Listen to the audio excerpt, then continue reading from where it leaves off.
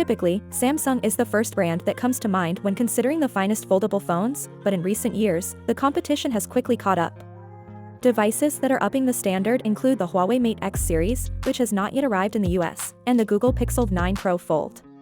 If Samsung wants to maintain its position as the leader in foldable technology, it is obvious that it must improve. Though it seems more like an update than a revolutionary overhaul, the Galaxy Z Fold 6 is still a good device.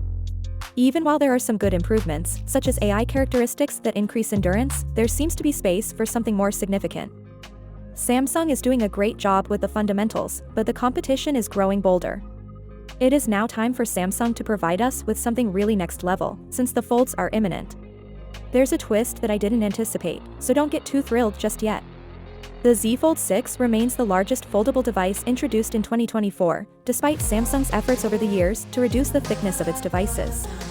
According to leaks, the Z Fold 7 will have the same 8-inch main display and 6.5-inch cover display as the Z Fold 6 Special Edition. The good news is that the Z Fold 7 will have a better camera, a less obvious crease, more RAM, and, most importantly, a much sleeker design. It's going to be a game changer, but here's the catch: the slimmer design might indicate that something is lacking. There are rumors that the Galaxy Z May 7th do away with the Pen Digitize, which would imply that there would be no longer built-in support for styluses. This might be a major change for those who like using pens. According to a few leaks from reliable sources, like the Elec and Juana's Reef, there is a good probability that the Z Fold 7 will ship without the digitizer. If that's the case, it seems that the S Pen will need to be charged independently of the phone. This was somewhat anticipated, particularly when Samsung discontinued the digitizer in the limited edition Z Fold Special Edition in Korea last year. Without a digitizer, the Z Fold 7 would not have a S Pen, thus we may need to come up with a whole different method of carrying and charging the S Pen.